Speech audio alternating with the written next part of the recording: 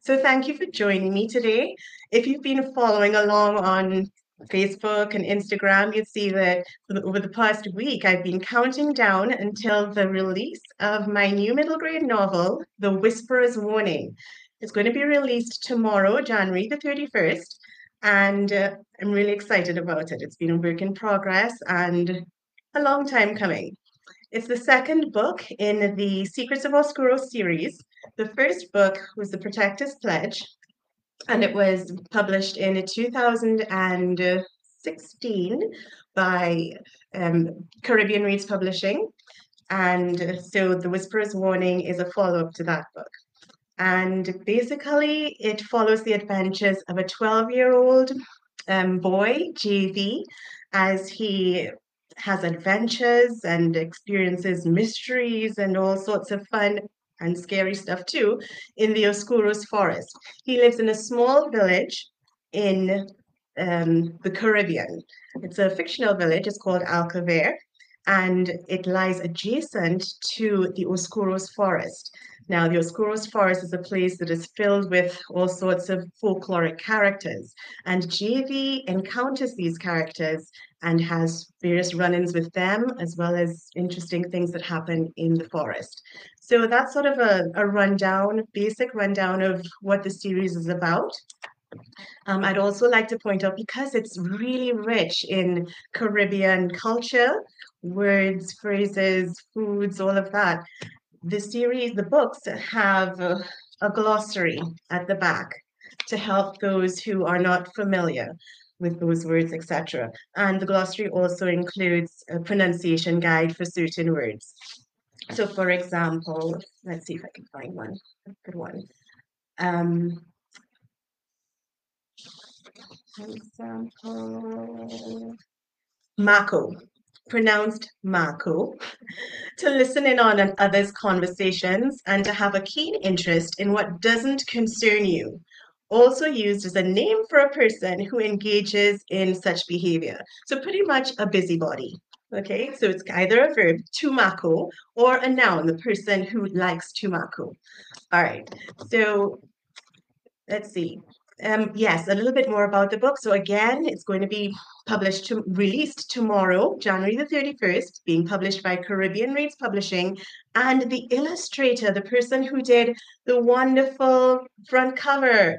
And there are 12 beautiful illustrations. Each chapter has an illustration at the start. Those were done by Rachel Moss. She's on Instagram, Rachel Moss Illustration.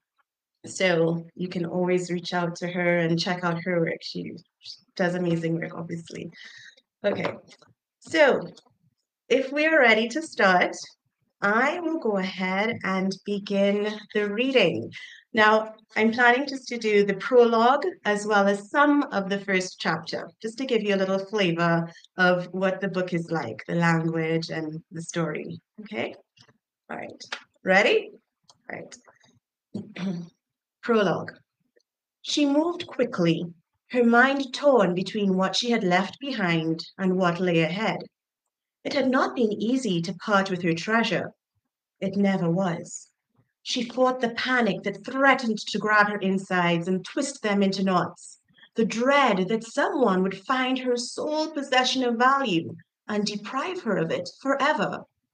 Picking up the pace, she cut a path through the darkness and approached her destination silently. The night hung about the village like a satin shroud, grasping at the delicate rays of a waning crescent moon. All was quiet, everyone asleep. She glanced in the direction from which she had come and reminded herself for the umpteenth time that her precious treasure was well hidden. It would still be there when she returned. Circling the house, she paused to check the windows and doors. As expected, they were locked, but that was not a problem. She had unique skills that would allow her to enter almost anywhere. Once inside, she unlocked a side door and let her partner in. She surveyed her surroundings. The living room was too small for the furniture that it held.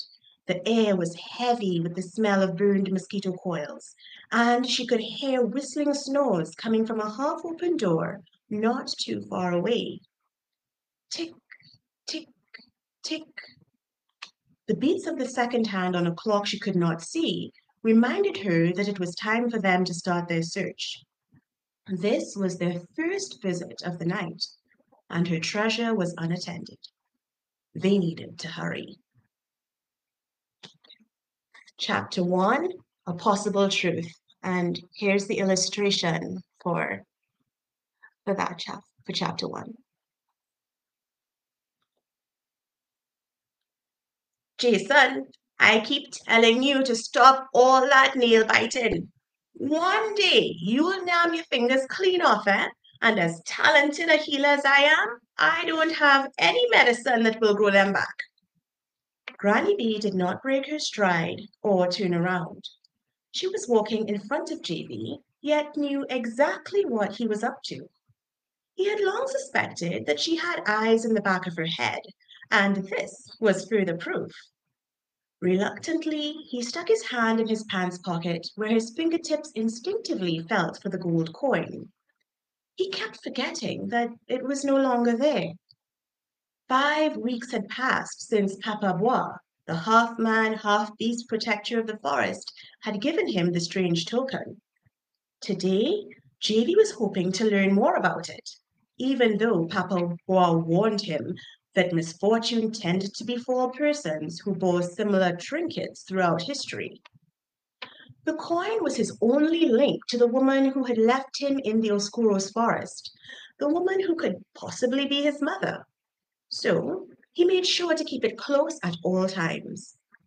For 4 weeks, he had transferred it from one pants pocket to another with each change of clothing, and when that ritual had become tiresome, he had threaded a shoelace through its hole, conveniently positioned at the top of the ornate anchor etched on each face, and had begun wearing it as a pendant under his shirt. He caught up with Granny Bee and settled into a rhythm beside her. She was agile for a person in her 70s with a bossy back. Her soft grey hair was parted down the middle with 2 braids pinned across the nape of her neck.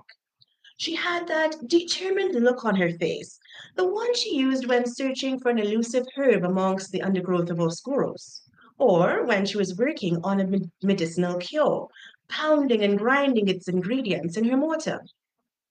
It had been her idea to show the unusual coin to old Pa Gregory, whom everyone in the village believed to be an Obeah man. She hoped that he might decipher its symbols and shed some light on where it came from. But Davy had already made the trek to the small, isolated house twice on his own, and had come away without having seen the hermit. He had knocked on the door, peeked in at the windows, and even dared call out, with no success. This visit, however, would be different. Granny Bee was with him. Davy hopped over a puddle. The road this far out on the eastern end of Alcaver was generally ignored by villagers and unknown to visitors. Its potholes grew wider and deeper with each rainfall, providing spacious accommodations for the mosquito larvae that jerked and wriggled within, and for the weeds and other plants that thrived in the network of cracks that crisscrossed the worn asphalt.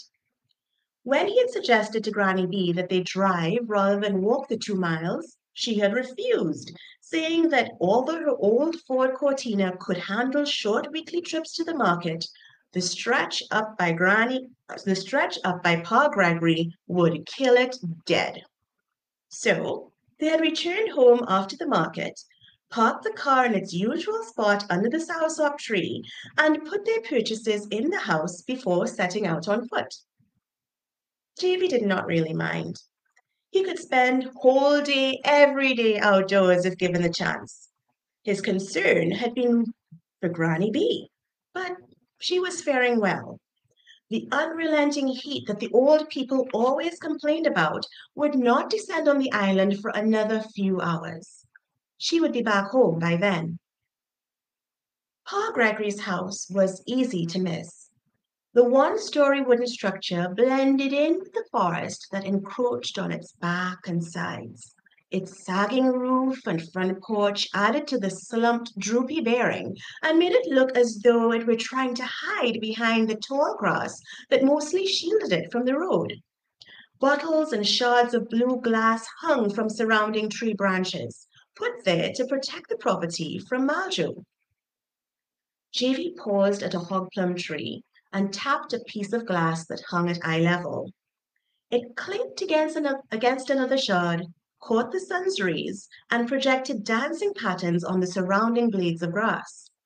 Looking up, JV half expected to see his monkey friend, Curtie, poised on a branch and ready to jump down to his shoulder. He had become instant friends with the spunky, tailless capuchin monkey on his first exploratory mission into Oscuros at the start of the school holiday, and had even saved him from an animal smuggling ring. But Curtie was not in Pa Gregory's hog plum tree, nor were the handful of youths who, according to the village gossip Doris George, occasionally limed amongst the highest leaves, dropped their candy wrappers and soft drink cans to the base of the trunk, and shouted taunts at Pa Gregory. Nope, no monkey or heckling teenagers. Jamie followed Granny B up the rickety porch steps and stood next to her. Gregory, she called, rapping on the door. Gregory, it's Bettina. 10, then 20 seconds passed before she rapped again, louder. Open up, Gregory. Who are you trying to fool? We both know you don't go anywhere. Another 20 seconds went by. You really going to keep me waiting and calling, so? Open up. This is serious business, man. There was no response, and JV's hopes plummeted. Told you, Granny. He won't come out. Uh-huh. We'll see about that. Give me the coin, please. JV's hands flew to his chest, covering it. Trust me, Jason, she said, palm outstretched. One thing Gregory can't resist is a good mystery, and that coin is full of it. JV swallowed hard, carefully lifted the shoelace and dangling coin over his head, and placed them in Granny B's hand. And closing them in her fist, she thumped the door again. Gregory, I have something for you to see. A coin, gold with an anchor on both sides. Come, the man, take a quick look so Jason and I can get home before the sun gets too hot. The door swung open abruptly, making JV jump. Pa Gregory's bald head poked out of the doorway, and his milky eyes darted from Granny B to JV, and then to the sea of grass behind them. Shh! Not so loud, Bettina, he commanded. Inside, quick! He stepped aside to allow them entry before yanking the door shut, almost catching JV's heel in the process. Okay, so I'm going to leave it there, kind of on a cliffhanger. So you're just going to have to get your own copy to figure out what happens next and to read the rest of the story.